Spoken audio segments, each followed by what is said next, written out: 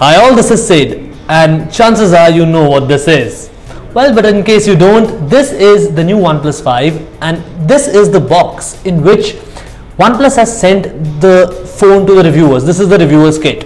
So in this video I'll be unboxing this reviewer kit, and we'll also be talking about how OnePlus 5 feels in the first glance, how it looks when you unbox it. But before that, let me just turn the lid over, and there you see the box. Now this is the retail unit of the box. So this is the one that you would be buying online, and this is the one you would be getting, and this is the add-on that reviewers do get. There are 3 OnePlus 5 covers. This one is on wood, I can see from the glass. Yep. Similarly, this one is also of a darker wood, and there's another one. So this is what comes inside the reviewers kit. 3 additional covers, and this is how the box looks. Here you have the Never Settle logo.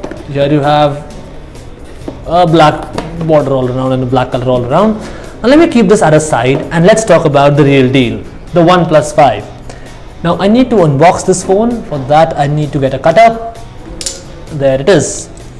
Let me turn the cellophane open, and there you have the OnePlus 5's box. Now a lot of people were excited to see how the phone will look, and just when I open it, 3, 2, 1, that is your phone, the OnePlus 5. It's rounder than the OnePlus 3T, and that's how it looks from behind. I have a lot of things to say about it. Let me keep it at a side for the time being, and let's first talk about the box, because then I'll get distracted. So you take this lid out, and you see here, okay, it's a box containing, what would it be? I don't know. Okay, so you get a quick start guide. Here you get the SIM-ejector tool here, and there is still something that I can see from it. So you get documentation here, safety hazard, some sticker, and a warranty, and a user manual that many people read. So SIM-ejector tool and documentation right out of the box. Then you have this weird photograph which was shot using the OnePlus 5, and there is this personalized letter that every OnePlus owner gets from Kalpi. I won't be reading this out, but this is a very emotional letter that they generally give inside the box. And here's the dash charger, the dashing dash charger, which is okay. Now that's a very big adapter actually. This looks a lot like an Apple iPad adapter actually, and this is the cable, which is Type-C. So let's revise what all we got inside the box. We got a dash charging adapter, we got a dash charging USB Type-C cable, we got documentation, we got we got a SIM ejector tool, and we got a personalized letter from Kalpi. But this is not what you paid for. What you paid for was the phone. And now let's start talking about the phone. Let me keep this all in a safer place. And this right here is the OnePlus 5. Now before I start talking about the phone itself, let me first talk about the design. Now the design the phone looks a bit more rounded than the OnePlus 3 and the OnePlus 3T, as you can see from this part. And also one thing to note is that the phone ships with a tempered glass, like other OnePlus devices in the past as well. If you turn the phone around, you can see this. My color is black by the way, which I'll appreciate. It's got matte finish and looks very sexy. But this is the highlight of this year's OnePlus dual camera setup. It does remind me of the iPhone 7 Plus a lot. In fact, the second lens is a telephoto lens, so it can shoot portrait modes just like the iPhone 7 Plus. More on that when I review the phone in detail. But if I talk about general feel in the hand, it's very slim, and it feels like it feels very good in the palm. It's very good to rotate, it's very good to flip around. Here you have the power button, here you have the 2 volume buttons, and there is another button, the multi-functional button that OnePlus keeps in their devices. Now let me turn the phone on, and let's talk about how it feels when the screen is turned on. This is the fingerprint scanner, by the way. Let me first use the password. Okay, so let's see how fast the fingerprint scanner really is. It's very fast.